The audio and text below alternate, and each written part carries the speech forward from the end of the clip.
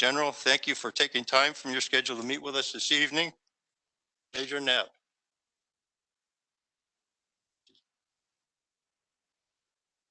Speak. Okay. All right. Can everybody hear me? Great.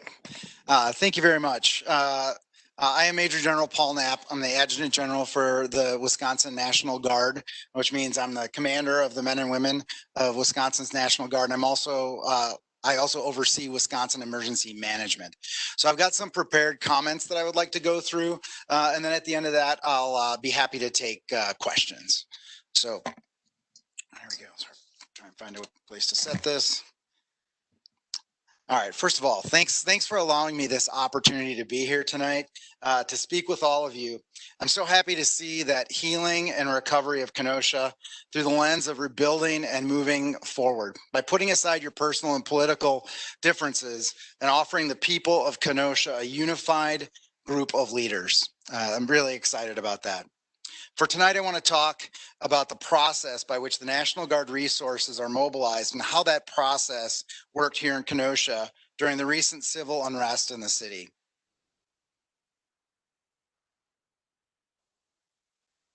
All right, first, I'd like to discuss the timeline of events that resulted in the National Guard's mobilization.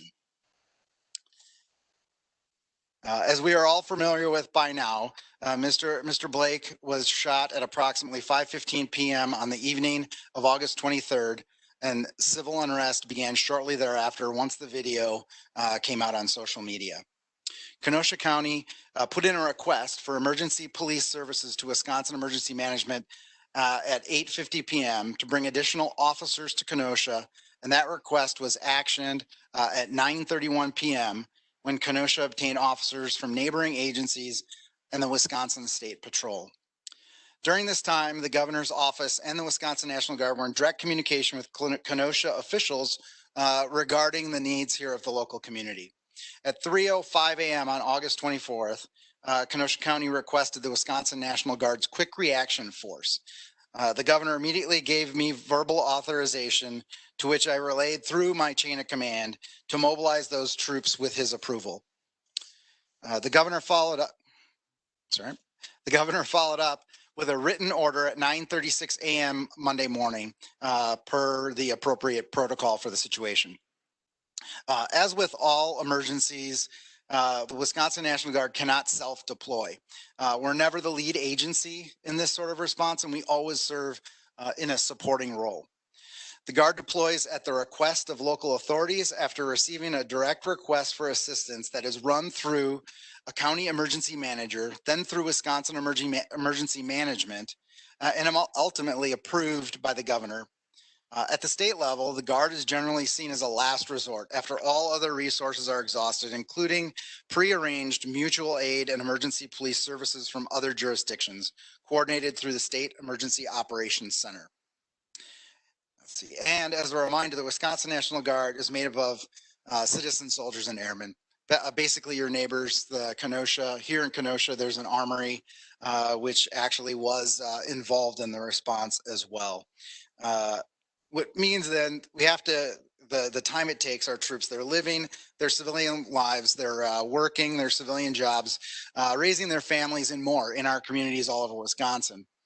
So when they're mobilized, they have to put all those things aside, travel to the armory where they're assigned, which may be several hours away in some cases, and then receive their mission, gather their equipment, and travel to the incident site. So all of that adds to the response time for the National Guard. And our quick reaction force, which consists of 125 soldiers from our National Guard reaction force, has a recall time of 12 hours from when they are notified. They represent the first of 500 troops that make up that National Guard reaction force, which has a recall time of 24 hours.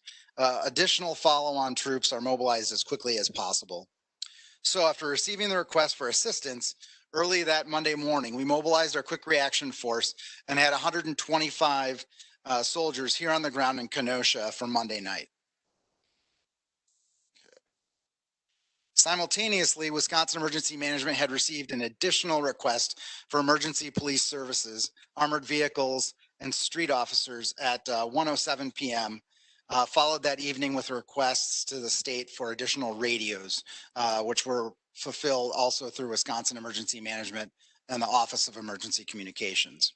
By Monday evening, 2 Wisconsin State Patrol strike teams and more than 50 officers were on the street, along with more than 100 additional law enforcement officers from neighboring jurisdictions and 125 Wisconsin National Guard troops that I already mentioned.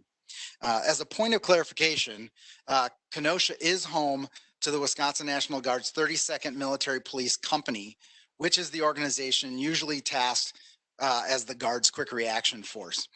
However, they were actually at their regular scheduled training on a weapons qualification range at Fort McCoy, which is 4 to 5 hours away from here, north and west, and they were unavailable that first evening because they just weren't here. They were, let's see, sorry. When that happens, we have the rest of that 500 National Guard reaction force able to fill in. And so we had a different company. Company is roughly 125, filled that quick reaction force role and met the 12-hour requirement for reaction here into Kenosha. And then the 32nd Military Police Company from Kenosha was on the ground in Kenosha by Tuesday when the number of National Guard troops doubled to 250 in accordance with Kenosha's request of the Guard, along with more than 70 Wisconsin State Patrol officers and additional law enforcement from other jurisdictions. It was also on Tuesday that I communicated with local law enforcement that we would have 1,000 troops in Kenosha by Friday. On Wednesday, August 26th, the number of Guard troops in Kenosha doubled again to 500, again in concert with local requests received from Kenosha. The 500 troops were in addition to more than 80 officers from the Wisconsin State Patrol and 100 officers from other jurisdictions. Sorry about all the numbers. I just want to make sure you have all the facts. Additional federal support from the FBI and U.S. Marshals arrived on Wednesday as well.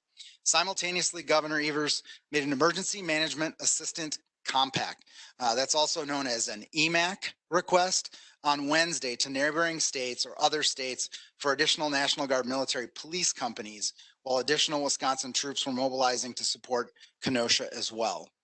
For those of you not familiar with EMAC, it's basically a mutual aid agreement between the states during emergencies.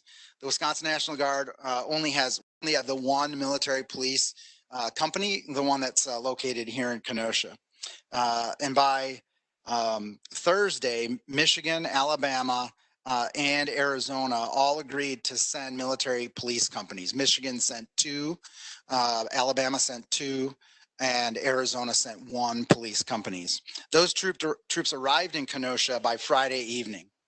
At the peak, there were approximately 2,000 National Guard troops, with more than 1,200 of them Wisconsin National Guard troops, and more than 700 troops from Michigan, Alabama, Arizona supporting the effort. That number remained steady throughout September 2nd, when the out-of-state troops began disengaging and heading back to their respective states. On September 3rd, Wisconsin National Guard troops began drawing down as well. After September 5th, we had 500 on duty and or in a standby role, ready to respond as of midnight last night. Our mission ended, and I was able to send all of those soldiers back to their homes last night so that they could be in school or work today. So as of today, all Wisconsin, they have all been disengaged from this mission per the original plan in accordance with requests from local level. However, we continue to monitor the situation and are mindful of key upcoming dates, such as charging decisions, and will continue to be here to support Kenosha and the rest of the state if we're needed again in this role. The state's total costs. So a lot of people have asked, how much did this cost? The state's total costs associated with mobilizing the National Guard in Kenosha is approximately, so far, $5.3 million. For the Guard mobilization here in Kenosha. That's still an estimate at this time. It'll take a number of weeks to get those numbers finalized, but that's our estimate now. And then, for example, when we drew down to 500 on last Friday to take us through the holiday weekend. We had those 500, 125 on duty and 250 plus overhead, making up 500 over the weekend. That approximate daily cost is about $160,000 a day. And that was from the, let's see, yep. And then prior to that, after we drew down and sent the out of state soldiers back to their homes, our cost per day was about $445,000 per day. And it, as you can imagine, it varies. It varied throughout the event based on who we had involved. The Guards mobilization in Kenosha represents our third civil mobilization for civil unrest in Wisconsin this summer. More than 1,000 mobilized in support of Milwaukee, Madison, Kenosha, Racine, and Green Bay in late May. As you know, we had a couple platoons here in Kenosha. And then in June, we responded again, mobilizing about 200 to the Madison area. Let's see. We are and continue to be grateful for the partnership with local law enforcement and federal agencies that responded in Kenosha. There was a fantastic working relationship, and all of our collective resources were well integrated and working in close collaboration to preserve public safety and ultimately the ability of the people to exercise their First Amendment rights to peacefully and lawfully demonstrate. I was very impressed with the professionalism all involved in this response.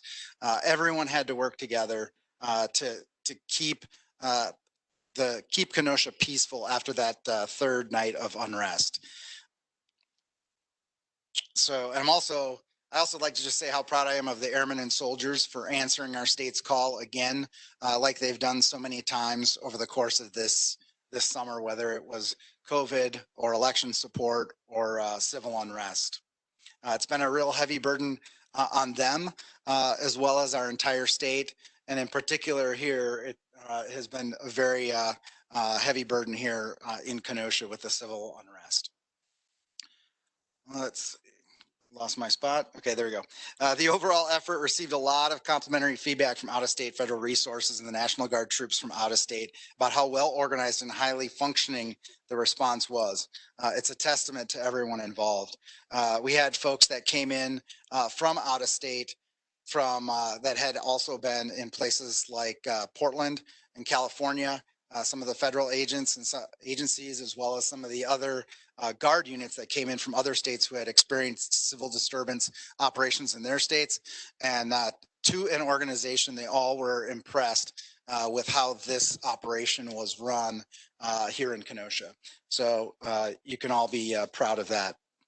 I'd like to highlight a few of the keys to our success and the success in keeping the peace after that third night. Some examples include the decision to create to put up the fence around the public safety building and the courthouse was critical. That fencing has been used a number of times in other locations throughout the United States with similar results. The decision to implement a curfew was very helpful in keeping the situation peaceful. The decision to close the highway exits and also the decision to close off gas stations when it became apparent that the tactic here in Kenosha was to start fires using gasoline from local stations. That said, we certainly value constructive feedback because now is the time to assess what went well, what didn't go so well, and where we all can improve for the future. I want to close by saying that this community is strong. We saw a lot of good come from the situation, or we can see good come from this situation. There were a lot of people who came together to bring stability back to Kenosha, and that starts with the people of this community. In closing, so the only people that are to blame, or no one is responsible for the destruction in this city, aside from the people who were rioters, looters, and arsonists. Those are the people that brought destruction to the community of Kenosha. However, Kenosha, made up of a bunch of great people, and I see a bunch of you here today, both in the seats and around the outside of the room. I appreciate everyone's input and feedback, and that's what makes Kenosha and the United States such a wonderful place. That's it for my comments. And I will open it now for questions from the members.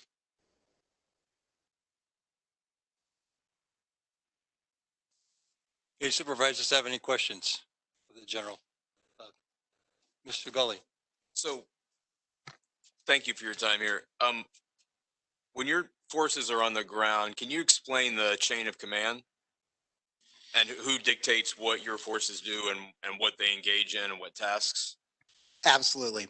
So we are completely in a supporting role. So while I was on the ground in Kenosha each night of the last 2 weeks, the local law enforcement uh, um, local law enforcement is in charge of the tactics and how the operation is run. So the incident command center.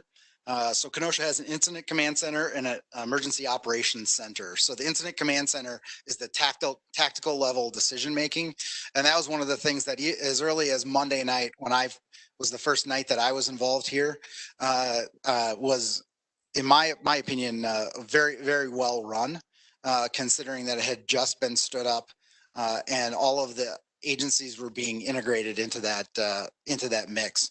So, for example, when other law enforcement agencies would come in and report in, they would report in, mention their status, like how many they are. Say, let's say Oneida County sent a mobile field force, 8, 10, 12, whatever that was, and a Bearcat. Then that information, they would check in with their capabilities, and that would go to this incident command center team, and then the incident command center run by the Kenosha County Sheriff's Department then would basically look at the tactical situation using all of the resources that were available and assign those forces out. And do you want to add anything else to that, or? Sure, we'll give you a little bit on the Emergency Operations Center as well.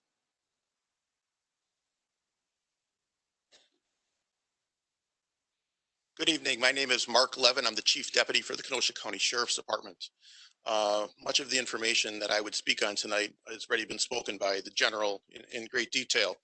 It started on August 23rd for the Sheriff's Department just after 5:30 p.m.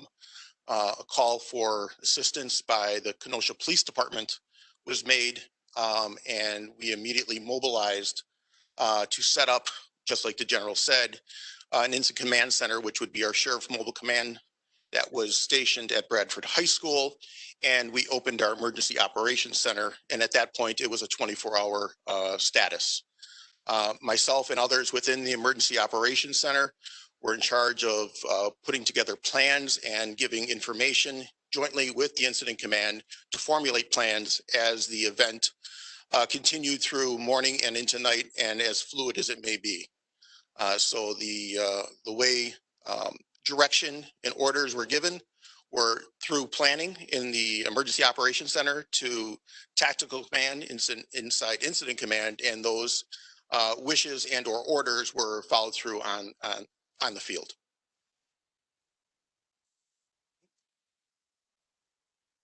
Okay, who's next? Thank you, Mr. Chair. Do we know how many Bearcats we had on the ground in Kenosha? I don't know a specific number. Do you know a specific number? There are a lot. Or like vehicles? Mr. Rodriguez, I believe at one time we had anywhere between 13 and 15 pieces of armor throughout the city. Okay. And how many pieces of armor? Does that include what the National Guard brought in? Or do you have a number for that?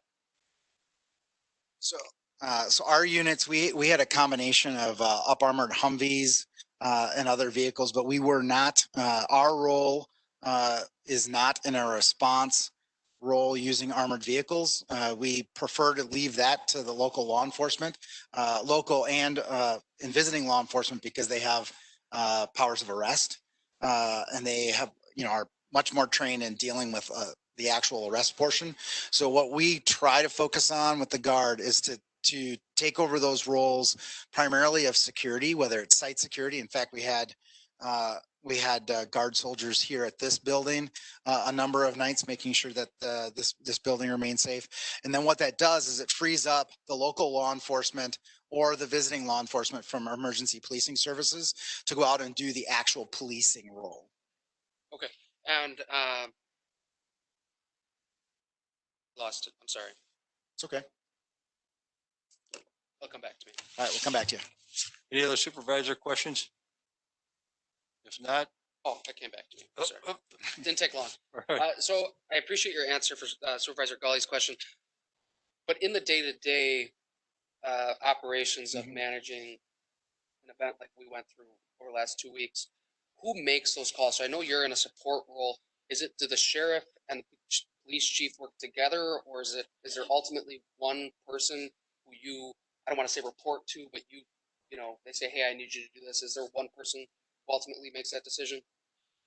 Yes, so we all obviously work together. We're all integrated, but as the deputy sheriff mentioned that, or the chief deputy mentioned that the Kenosha County Sheriff was the lead agency.